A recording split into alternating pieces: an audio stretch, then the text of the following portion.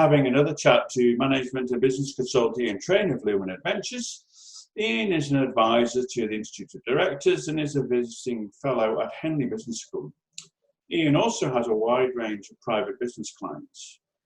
Ian, last time we talked about your general view about the challenging times that we're in for all businesses, and you gave us some illuminating answers. Thank you for that, Richard. Very appropriate. Right, so I wondered if today perhaps we could delve a little deeper into some specifics. So the first thing I wanted to ask you was, are there any specific examples of businesses innovating and changing their business model during the lockdown that have inspired you? That's a really interesting question, Richard. Thanks. I mean, it's not just about innovation. I'll come to that in a moment. I think what we're seeing first and foremost, and we're all experiencing this during the lockdown, is that this cultural change and behavioural changes around locality. Everyone is much more engaged in their local community, in their local associations, and in local businesses. And people are really starting to feel the richness of, I want them to survive. We're all in this together. I want to make sure I can go to my local shop and go to my local town and get things, because it's either walking or cycling distance.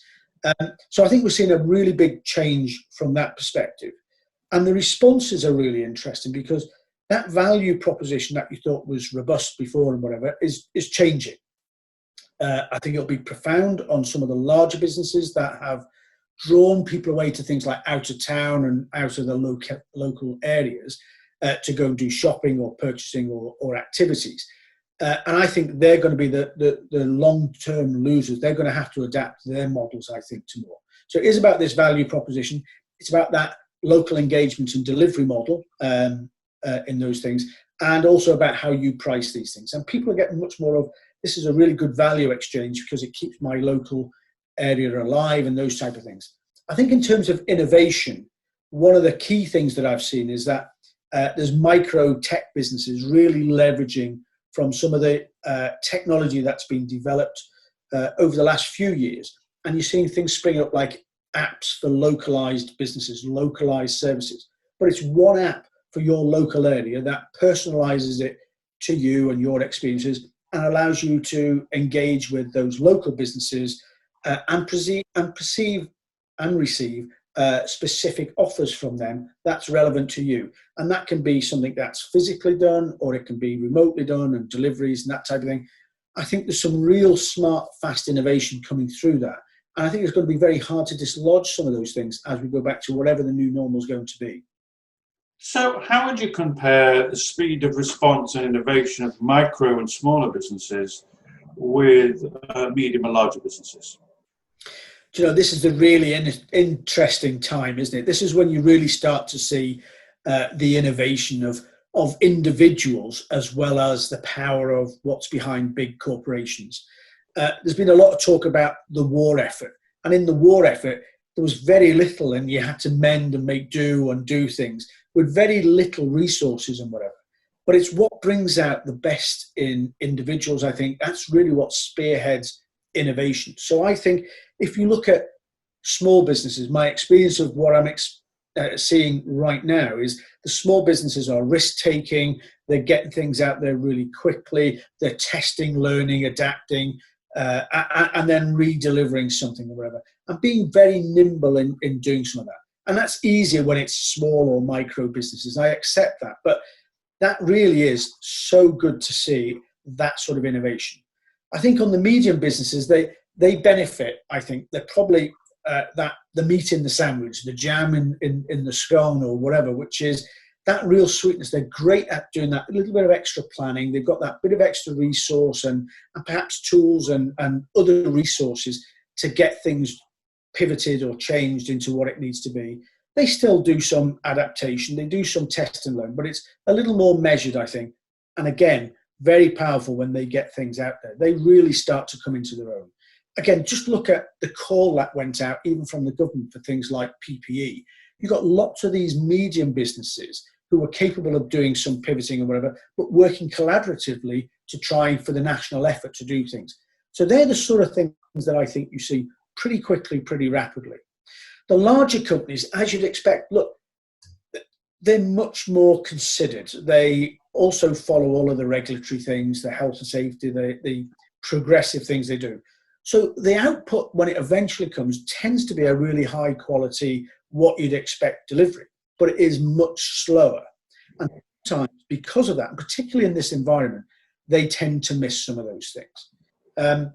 And that's not true for anyone. That's not a general, I am doing a bit of a generalization, but I think that is true. You are really seeing the power of, UK PLC, which is 97% of SMEs, really coming to the power right now, other than some of the larger organisations. So the hospitality sector faces the biggest challenge of all during and after the full lockdown. Do you got any ideas on how they could innovate and change their business models? I said in our last chat, Richard, that every sector has been impacted, and that's quite unprecedented. And I think that's true. But I think you're absolutely right to highlight something like the hospitality sector. That's 100% impacted, where others have started, as we've just been talking about, to adapt and to thrive, or to amend the things or pivot on what they've got. That's so much more difficult for this hospitality sector and the retail sectors, but in particular the hospitality. But I still believe there's innovation there. I still believe there are elements of what you can do. Let me give you an example of a high quality restaurant. I'm sure we've all got them. We've got favourites. I know I have. But one of my favourites has really started to turn their business model entirely inside out.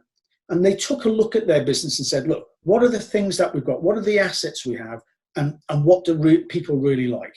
Their key thing, first of all, was around the quality and the breadth of the food that they delivered.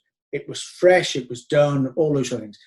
So that capacity, that kitchen and whatever, is still available to be used now in a healthy way with the distancing and everything else. The other part of what they have is this experience. So they had a great front of house. You go there, you've been there yourselves, I'm sure. It's an event, it's an anniversary, or it's a birthday, it's a celebration of some sort, and you get a particular table, you get great service. It's all of that experience that goes with the great food and everything else that you see for that brand.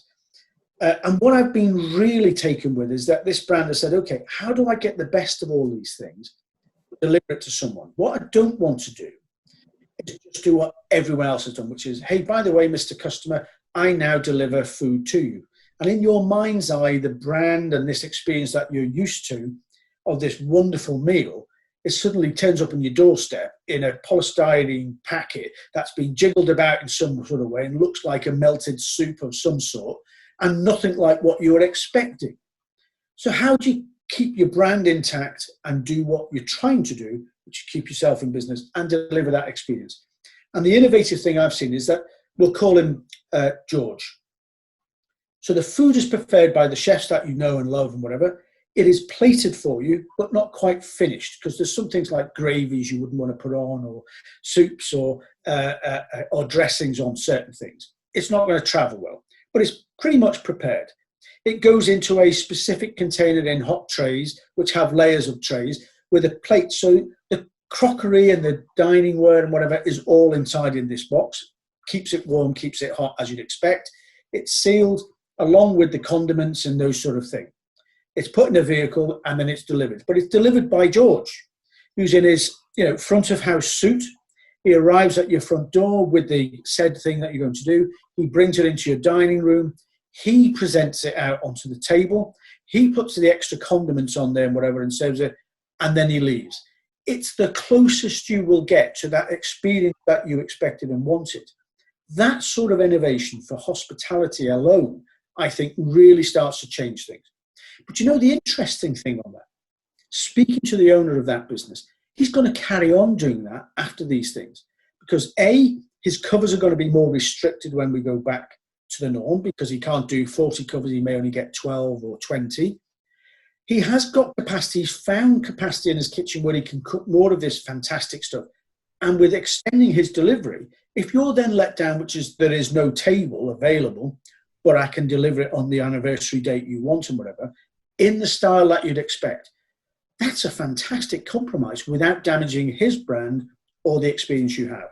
And I think that sort of innovation, that sort of thinking can really help those struggling hospitality owners right now. So Ian, just finally, how can you help a business or businesses of all types meet these challenges and opportunities that we've been discussing? Well, I said it last time and I'm going to say it again. And why wouldn't I? All of my mantra is about the right things. It's about thinking, it's about planning, and then doing what you need to do for your business to then go ahead and do the execution. So think, plan, do is still the most important mantra, I believe, that needs to happen. But like everything else during this crisis, and every other business, I've had to adapt my business model. I pride myself on doing real personal visits to businesses, get to know what really happens, getting into the bowels of those things so I can help them in more detail. And that's not possible today. So my adapting of my model is I'm doing a 30 minutes free consultation like this on a video call. So we're engaged with as individuals. If we think there's something we can do for each other, because this is a collaborative exercise of trying to help people with what they do, and particularly they know their business better than I do at this stage, so let's try and get to that. I then do hourly packages. The first one is a minimum of 2 hours, but after that you can choose hourly slots that suit you, suit me, go away, do some things, some thinking, some planning, and then we'll refine it. So that can be in slots. So you can just decide on the slots and we'll agree a payment plan for those and go from there. The other thing I'm doing is I'm helping businesses get their CBILS loans and other funding into place. So this is about saying, what do you need to do? What are the things that the lenders are looking for to get in there first time, get it right, and get a fast track to get the lending out? And I've been successful with several of those already. So I'm doing a fixed rate package for what those things will be on that side. But of course, I'm still available to do a much more detailed review of businesses. And we can agree that based on our 30-minute conversation about, well, what does this look like? Because some of this will be much more involved and much deeper in terms of the time we need to do to say, what does your business look like in the new world, whatever that's going to be? And how do we get it all shaped and geared that way? And the beauty of doing some of those things with the changes to processes and development and whatever, you'll recover lots of the money that I can charge you under your R&D tax credit. So it is very, very beneficial, some of these things. You don't have to do it alone. You're not in isolation. And of course, we start back at the start of these things. It's 30 minutes free time. Let's just have a chat and see where we go to. So, thanks, Ian. Really interesting. You could find out all about Ian and how he helps clients by visiting his website, luminateventures.com.